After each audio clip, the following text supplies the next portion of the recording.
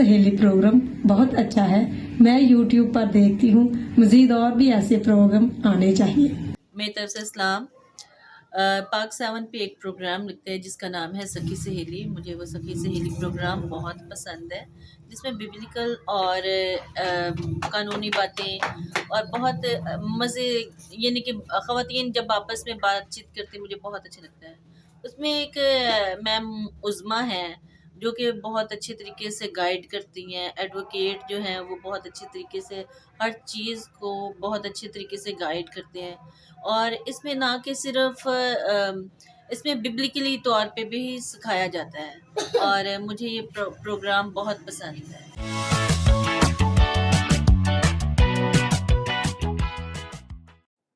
मैं उस्मा आशिक सखी सहेली शो में आप तमाम देखने वालों को खुशामदीद कहती हूँ।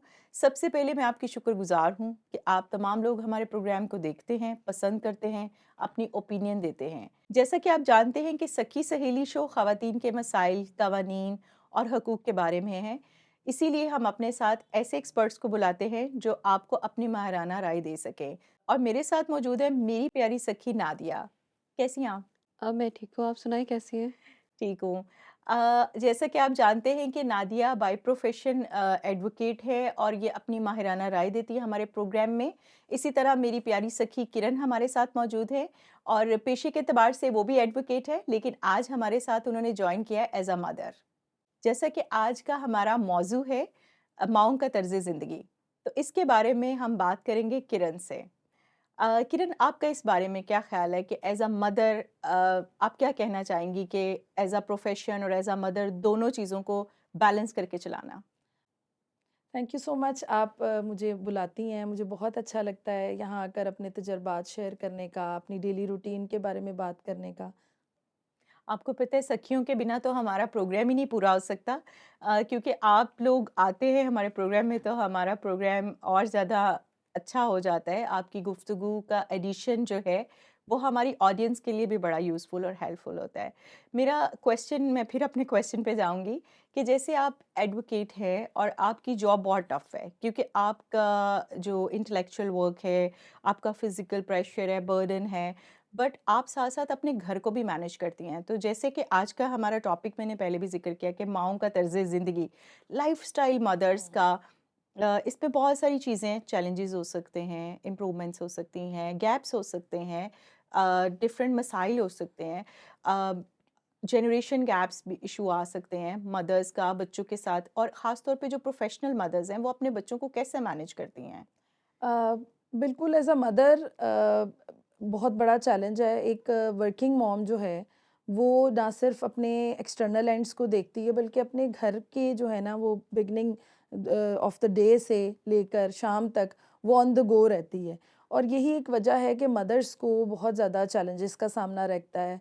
उनको पर्सनल भी और उसके साथ-साथ सोसाइटल, फैमिली, चिल्ड्रन को लेकर वो सारी चीज़ें जो है वो उनको जो है वो उनका सामना रहता है मुश्किल का।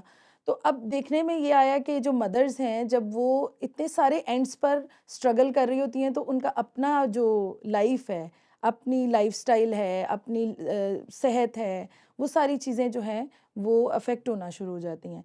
तो मेरे लिए भी इस तरह के बहुत से चैलेंजेस डेली लाइफ़ में होते हैं। फॉर एग्ज़ाम्पल जब मैं सुबह उठती हूँ, बेटी को तैयार करना, उसको स्कूल भेजना, हस्बैंड के साथ फिर ब्रेकफ़ास्ट तैयार करो, फिर उनको भी ऑफ़िस भेजो, और उसके बाद फिर मैंने खुद भी तैयार होकर और पूरा घर समेट कर फिर जाना होता है। और उसके साथ-साथ जब पेरेंट्स और आपकी एक्सटेंडेड फैमिली होती है, उनकी बहुत सी ज़िम्मेदारियाँ आपके ऊपर आ जाती हैं।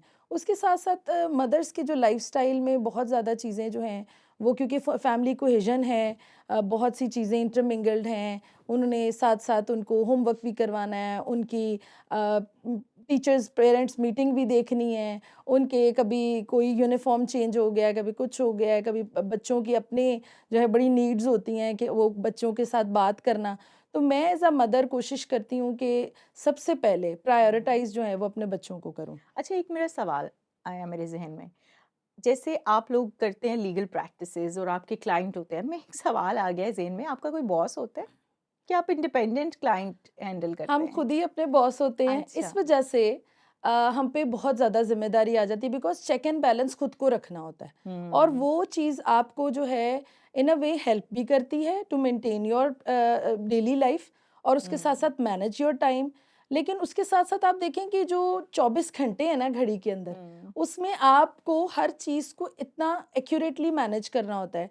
फॉर इंस्टेंस आपके या पेरेंट्स है किसी कोर्ट में, तो जो लोअर कोर्ट्स हैं उसमें तो हमें टाइमिंग का इतना इशू नहीं होता। मतलब अगर 9 बजे कोर्ट शुरू हो रही हैं तो आप 10 बजे 11 बजे अपनी कन्वीनियंस पे चले जाते हैं। बट अगर आपके हाई कोर्ट्स में केसेस हैं उसमें आपको टाइम मैनेज करना पड़ता है, फिर आपको बच्चों के स्कूल का टाइम मैनेज करना है, हस्बैंड के टाइम मैनेज करना है, फिर आपने उनके घर आने से पहले पहले यू हैव टू इंश्योर कि आप घर पे मौजूद हो।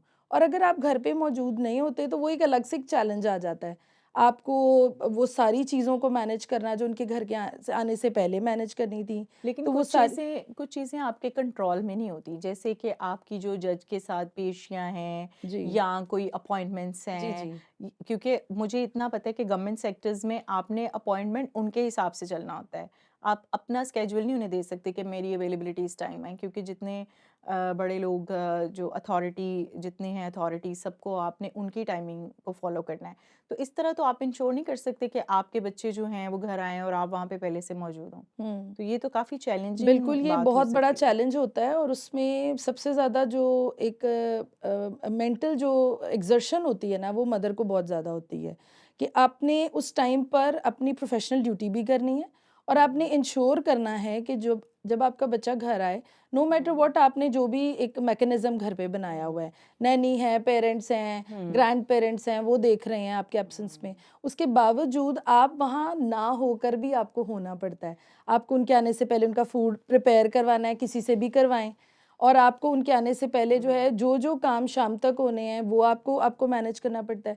सो बेसिकली एज अ मॉम, जब से ख़ास तौर पर पिछले 4-5 साल से जब से मुझे खुदा ने शर्फ बख्शा है कि मैं एक मदर के तौर पर ट्रीट करूं, तो वो मेरा बिहेव चेंज हो गया है, वो मैनेजमेंट बेहतर हो गई है।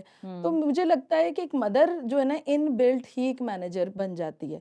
वैसे तो आप जानती हैं कि औरतें, women are the best managers, वो इसलिए भी कहा जाता है। इसका मतलब ये नहीं है कि मर्द एक्सेप्शन में नहीं हो सकते, मर्द भी एक्सेप्शन हैं। ख़ास तौर पे जब बात करते हैं हम अपने कॉलीग्स की, जो लॉयर्स हैं, वो अपने ऑफिसेज़ को मैनेज करते हैं, अपने घर को भी मैनेज करते हैं, और बहुत सी अच्छी एग्जांपल्स भी हैं। कुछ ऐसी एग्जांपल्स हैं कि वो, जैसे आपने पहले कहा बॉस वाली बात, तो हम अपने बॉस खुद होते हैं और हम खुद को ही जवाबदेह होते हैं। अगले दिन के लिए हमने क्या प्रिपेयर करना है, अगले हफ्ते के लिए क्या प्रिपेयर करना है, अपने प्लानर्स खुद सेट हाँ, करें। अनफोर्सीन हाँ। सिचुएशंस के लिए। तो आपने जैसे कहा कि हमें बहुत अनफोर्सीन सिचुएशंस आती हैं जब, तो फिर वो जो मैकेनिज्म हमने डेवलप किया होता है ना, तो मेरा ख्याल है एक मदर की ज़िंदगी में एक एक आप कह लें कि एक सेकंड जो बैकअप मैकेनिज्म है ना, वो बड़ा ज़रूरी है। वो उसके पेरेंट्स हो सकते हैं, वो उसकी जो है सिस्टर हो सकती है, वो उसका हस्बैंड हो सकता है, और ठीक है। मेरी ज़िंदगी में मेरे हस्बैंड बैकअप मैकेनिज्म के तौर पर बहुत अच्छे साबित हुए हैं। ओके,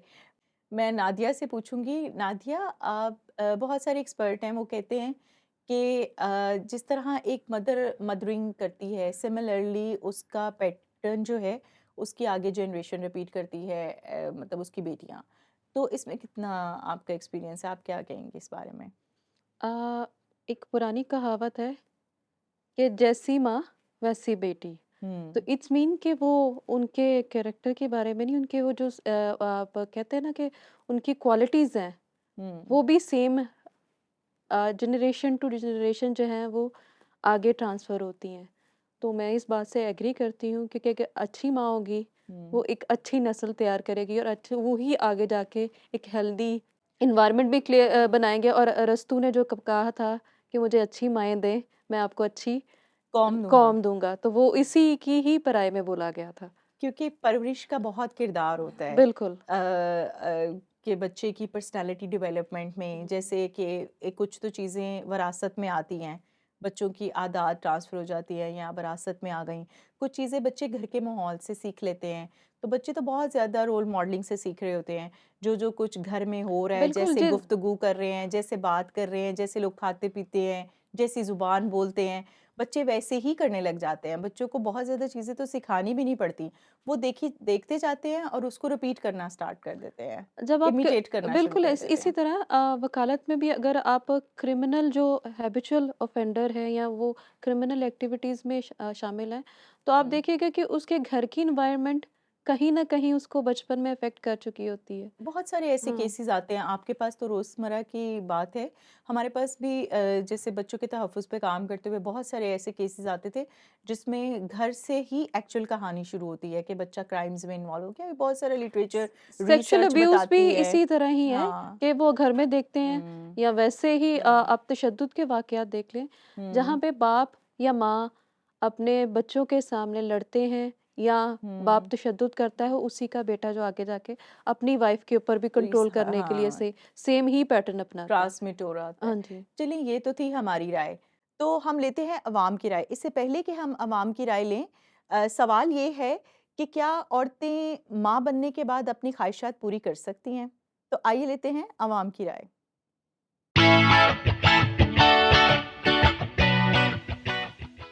मैं नहीं समझता कि औरत माँ बन गई है तो औरत भी घर की महदूद के अंदर ही रह जाए, ठीक है? औरत किचन टू रूम में रह जाए, नहीं। जी, बिल्कुल कर सकती है। इसमें ये तो पाबंदी नहीं है कि अगर माँ बन गई है तो फिर उसकी बाकी सारी चीज़ें ख़त्म हो गई हैं। वो उसके एक पार्ट का जो है एक उसका ज़िंदगी का पार्ट बन जाता है कि उसने जो है माँ बन के अब कैसे ज़िंदगी गुज़ारनी है। लेकिन इसमें ये नहीं है कि अगर वो माँ बन गई है तो वो अपनी सारी चीज़ें रोक दे, खुशियाँ रोक दे, तैयार होना छोड़ दे या बाकी काम करना छोड़ दे, किसी से मिलना-जुलना छोड़ दे। जी, ये कोई बड़ा बैरियर नहीं है कि एक माँ जो है वो बच्चा पैदा करने के बाद अपने शौक पूरे नहीं कर सकती। अगर ऐसा होता तो फिर आपको मीडिया इंडस्ट्री में, शोबिज़ इंडस्ट्री में या दीगर फ़ील्ड्स में टीचिंग है या टेक्निकल फ़ील्ड्स है, उसमें कोई भी आपको ख़ातून नज़र ना आती। तो जितनी भी ख़वातीन हैं, अगर वो खुद से ये अज़्यूम ना कर लें, ये जो एक स्टीरियोटिपिकल सोच है कि माँ बनने के बाद जो है वो औरत की ग्रोथ या उसकी डेवलपमेंट जो है वो रुक जाती है, ऐसा बिल्कुल भी नहीं है। किरण नादिया, इस अवाम की राय में मुझे सबसे इंटरेस्टिंग पॉइंट ये लगा है कि मेन ने भी बहुत ज़्यादा फेवरेबल कमेंट्स किए हैं। ये बड़ी अच्छी बात है कि आहिस्ता-आहिस्ता लोगों में अवेयरनेस बढ़ रही है। किरण, आप इस बारे में क्या कहेंगी कि अवाम ने जो राय दी है हमें? बिल्कुल, जो अवाम की राय है उससे मैं इत्तेफ़ाक करती हूँ और वो बहुत रियलिटी पे बेस करती है। एक औरत जो है जब वो उसकी शादी होती है तो उस वक़्त उसकी प्रायोरिटीज़ और होती हैं, उस वक़्त वो सजती है, सँवरती है, नई-नई लाइफ़ होती है। लेकिन जब वो एक नए फ़ेज़ में दाख़िल होती है, जब वो माँ बनती है, तो उसका जो तवज्जो का जो मरकज़ है ना, वो सारा वो बच्चा आ जाता है। और वो उसी की अच्छी-बुरी हर चीज़ को वो फ़ोकस कर रही होती है, उसकी अपब्रिंगिंग, उसकी आदत बनाना, उसके फूड का ध्यान रखना, वो कब उठ रहा है, कब उसकी स्लीप डेफ़िशिएंसी नहीं होनी चाहिए। और हुँ। उसकी वजह से वो सबसे ज़्यादा जो सैक्रिफ़ाइस कर रही होती है ना, वो अपनी ज़िंदगी को कर रही होती है। लेकिन कुछ लोग ये भी तो कहते हैं ना कि आप अच्छे से बन के रहा करो। सम टाइम बिल्कुल। ये भी सुनने को मिलता है कि जी, बिल्कुल तैयार ऐसे ही हुआ है। करो, कुछ अच्छा सा बन के रहा करो। अच्छा जी। नादिया, आपसे मेरा एक सवाल है कि बहुत ज़्यादा जो ख़वातीन हैं, मैंने देखा है कि मेंटल हेल्थ प्रॉब्लम्स का बड़ा शिकार होती हैं जब वो पहुंचती हैं 40 और 50s में। वो कहती हैं हमारी शादी होगी, हमने बच्चे पाले, सारी ज़िंदगी इनको पालने में गुजार दी और मैं खुद कुछ नहीं कर सकी, ना मैं पढ़ सकी, मैंने अपने ख्वाब पूरे नहीं किए। क्योंकि हम तो ऐसे केसेस डील करते हैं और देखते हैं, और मैंने उनको देखा है बहुत डिप्रेशन में जाते, बहुत एंजाइटी में जाते कि मैं खुद कुछ नहीं बन सकी, और सम टाइम उन्हें फीलिंग ऑफ रिग्रेट आना शुरू हो जाती। ऐसी ख़वातीन के बारे में आप उनको कोई ओपिनियन या कोई मशवरा दे सकती हैं? मैं यही ओपिनियन दूँगी कि कुछ भी करने की कोई एज नहीं होती। रिग्रेट करके, या आप वो दूसरों में से, वो हमारे यहाँ एक कैजुअल हैबिट है कि हुँ, दूसरों को रोका जाता है। हुँ, लड़कियों को रोका जाता है कि तुमने पढ़ के आगे क्या कर रहा है? क्योंकि वो रिग्रेट जो उनका अपना होता है ना, वो इस तरह एक्सप्रेस किया जाता है। हुँ, ख़वातीन बैठती हैं मोहल्लों में हुँ, या रिश्तेदारों में, कहते हैं हाँ, लड़की को इतना पढ़ाने का क्या फ़ायदा, करना तो वही कुछ है जो हुँ, सारों ने किया है। भई करना, अब वक़्त चेंज हो गया हुआ है, सारों की प्रायोरिटी फ़र्क है, इकोनॉमिकल इश्यूज़ भी इसी वजह से हैं, क्योंकि हम समझते हैं कि ये काम यहाँ पे रुक गया, आगे नहीं जा सकता। अब हुँ, हमारे पास पाकिस्तान की हिस्ट्री में भी बहुत सारी ऐसी ख़वातीन हैं जो कि 6-6, 7-7 बच्चों के बाद 50s में जाके, सबसे वो अच्छी हमारी ज़ुबैदा तारिक की मिसाल है, जो कि 64 इयर्स में जब उनके हस्बैंड रिटायर्ड हो गए थे, उनके पास कोई भी इकोनॉमिकल सोर्स नहीं था, तो उन्होंने करियर शुरू किया कुकिंग का, और पाकिस्तान की वो एक बहुत फ़ेमस नाम भी हैं। तो इस तरह की बहुत सारी ख़वातीन ये हैं। बड़ी अच्छी एग्ज़ाम्पल है, उनको दी हुँ, जा सकती है ऐसी ख़वातीन को कि like as a role model, कि इनको आप हुँ, देख सकते हैं कि वेयर एक्चुअली दे स्टार्टेड। नाज़रीन, जैसा कि आप जानते हैं कि सखी सहेली प्रोग्राम में मुख्तलिफ़ ख़वातीन मुख्तलिफ़ शहरों से हमें अपने ख़तूत भेजती हैं, तो मैं चाहूँगी कि यहाँ पर हम अपनी एक सखी का ख़त पढ़ें।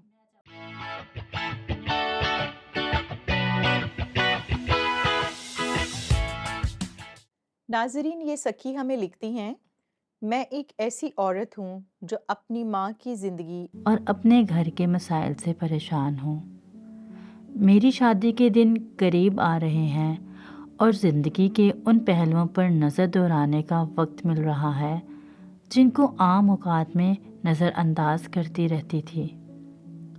हर लड़की इस वक्त से पहले अपनी माँ की तरह बनना चाहती है, लेकिन मैं वो लड़की हूँ जो अपनी माँ की तरह कभी नहीं बनना चाहूँगी, जिसने खुद को अपने रिश्ते बचाने के लिए जिम्मेदारियों में बांध लिया। हर लड़की अपने बाप जैसा जीवन साथी चाहती होगी, लेकिन मैं अपने वालिद जैसा शौहर बिल्कुल नहीं चाहती, जिसने हमेशा अपनी बीवी की ज़रूरियात को नज़रअंदाज किया है। ना मैं ये चाहूँगी कि मुझे मेरे जैसी औलाद मिले जिसने अपनी माँ की ज़रूरियात और सुकून का ख्याल किए बगैर सिर्फ अपने लिए अपनी माँ को मसरूफ़ रखा। मेरे घर में हमेशा से मेरी माँ एक बर्तन की तरह इस्तेमाल हुई है और आज इस बात का एहसास हुआ कि हमारी ख़ानदानी हम आहंगी तो बहुत पहले ही टूट चुकी थी। अब तो बस साथ गुज़र बसर का नाटक ही कर रहे थे। मैं चाहती हूँ कि आप माँ की अहमियत ज़िम्मेदारी पर भी ज़रूर बात करें, ताकि मुझ जैसे लोगों को अपनी माँ के बारे में सोचने का मौका मिल सके और शायद वो उनकी कदर को जान पाएँ। आपकी सखी सहेली। नादिया और किरण, जैसे आपने इस सखी का ख़त सुना है, तो इससे पहले कि हम इस ख़त के बारे में बात करें, आइए लेते हैं एक छोटी सी ब्रेक।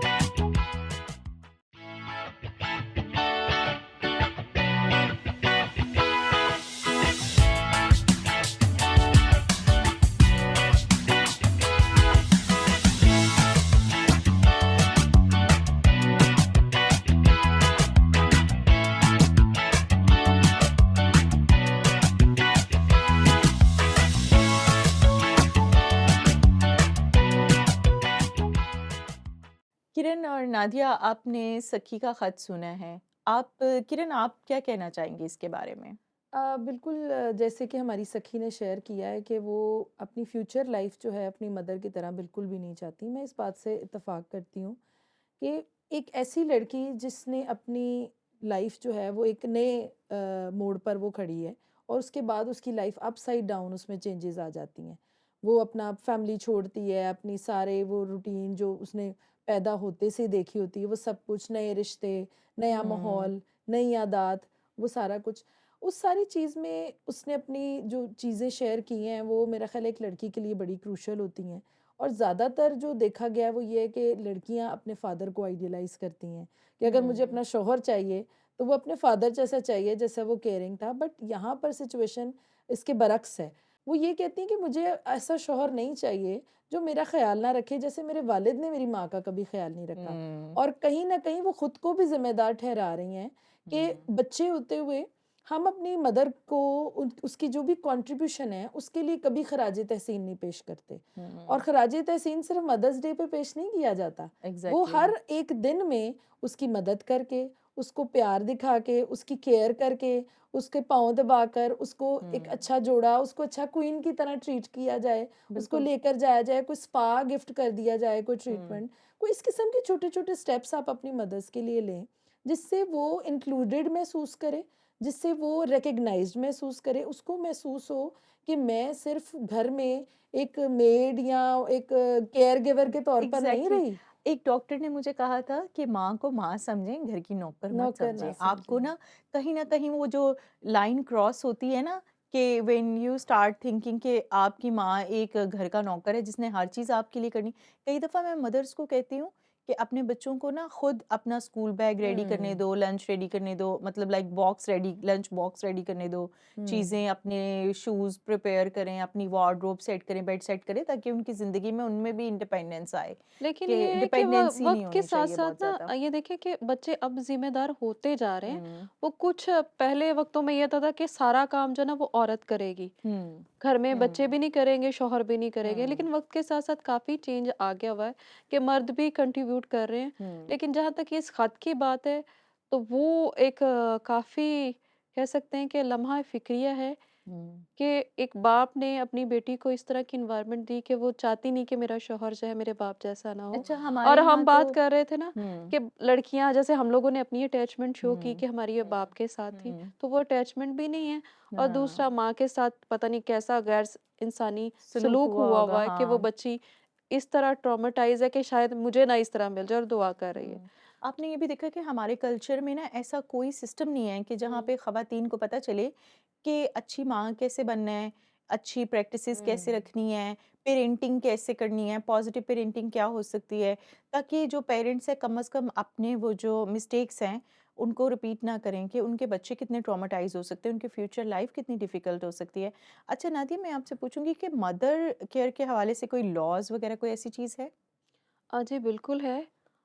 उसकी हमें प्रैक्टिकल शक्ल मिलती है। मैटरनिटी लीव्स जो हैं, उसका एक प्रॉपर एक्ट बना हुआ है कि जब औरत प्रेगनेंसी में से गुजरी होगी तो उसको ड्यूरिंग प्रेगनेंसी और हुँ, आफ्टर उसको कितनी छुट्टियां दी जाएंगी, साथ में हुँ, उसको सैलरी भी दी जाएगी, वो ग्रेट। विदाउट पे नहीं लीव्स होंगी।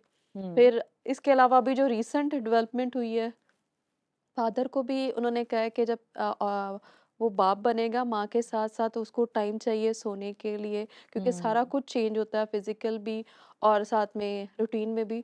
तो फादर को भी उन्होंने लागू कर दिया कि उसको भी 15 दिन छुट्टियां दी जाएंगी, ताकि वो भी अपनी कंट्रीब्यूशन दे, जो कि पाकिस्तान हुँ। के अंदर अभी लड़ाई जो है ये पहले बहुत पाकिस्तान। ज़बरदस्त किस्म हाँ का जी। लॉ है। आई थिंक ये बहुत अच्छा है कि वो मिलके अपने रोल को भी अंडरस्टैंड करें। इसके अलावा मैटरनिटी बेनिफिट्स हुँ। ऑर्डिनेंस है 1958 से, जिसकी ओह! हमें पता नहीं, उसमें रीसेंट अमेंडमेंट्स भी हैं कि उसको हुँ, क्या-क्या बेनिफिट्स दिए जाएंगे।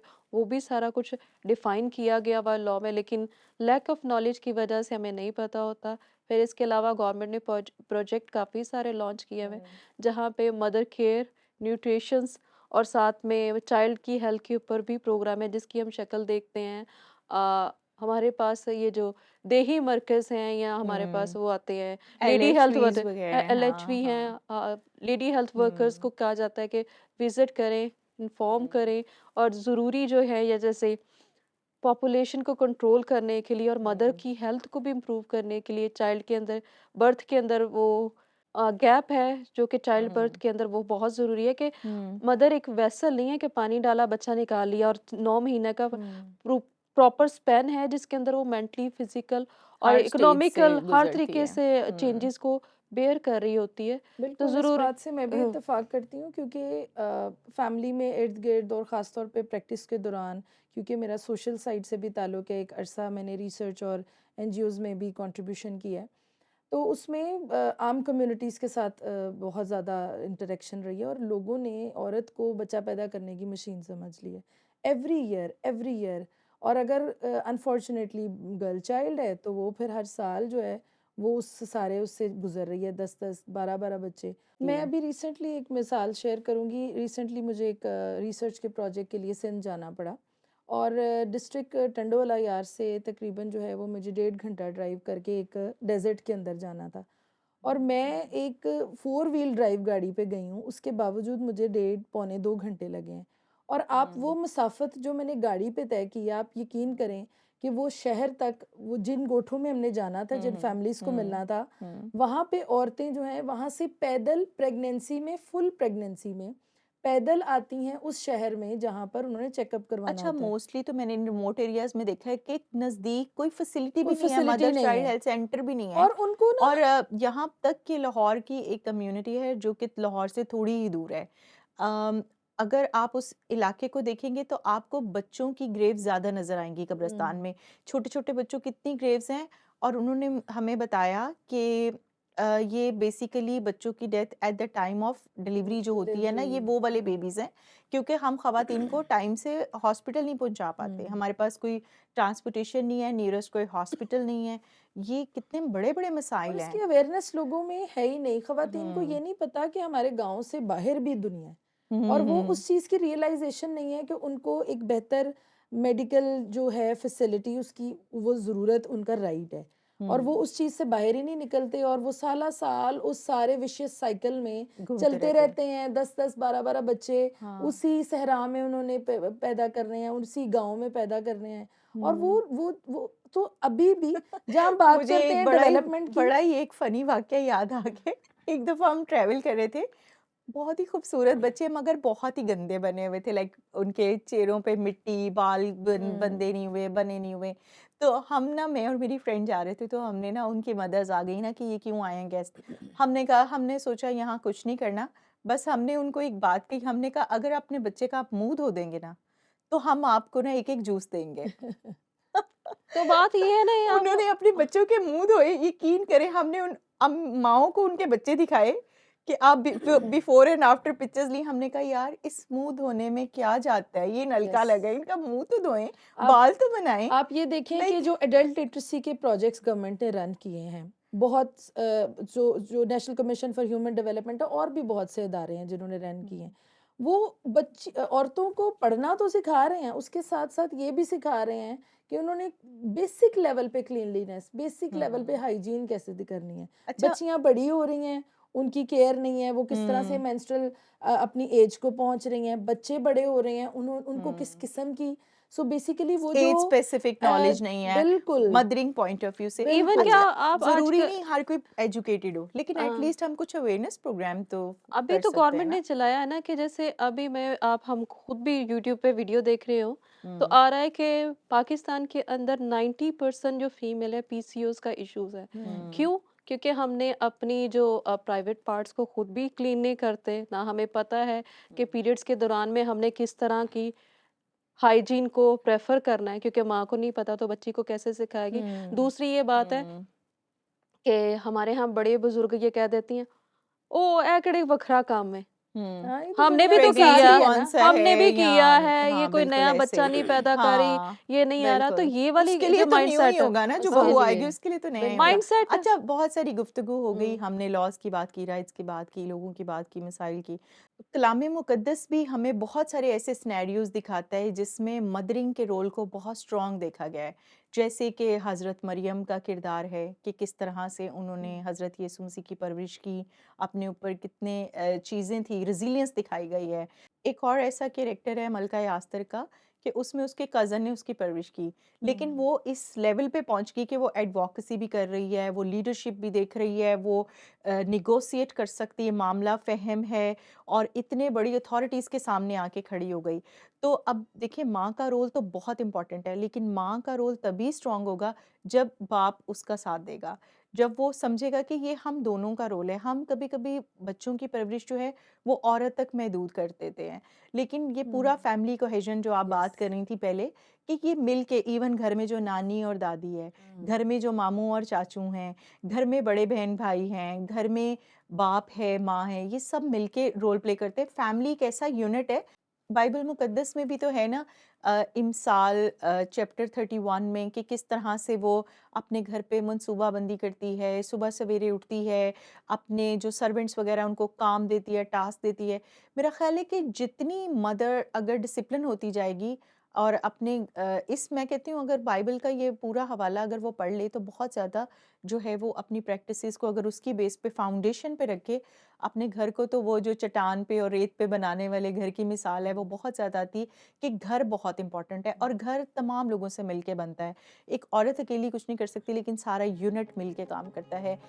किरण और नादिया, बहुत अच्छी गुफ्तगू रही, और जैसा कि हमने कुछ ऐसी बातें की जिससे हमारी सखी को हो सकता है कोई आंसर मिला हो। किरण और नादिया, इसमें कोई शक नहीं है कि आप लोगों का एक्सपीरियंस है, आप लोगों को अपडेटेड इंफॉर्मेशन है related to laws, related to rights, और बहुत सारी आपके अपने तजर्बात जो हैं वो हमें हेल्पफुल हैं, यूज़फुल हैं। और हमारी सखी ने भी बहुत ज़्यादा सीखा होगा हमारी गुफ्तगू से, मे भी उसको इंकरेजमेंट मिली हो, मोटिवेशन मिली हो।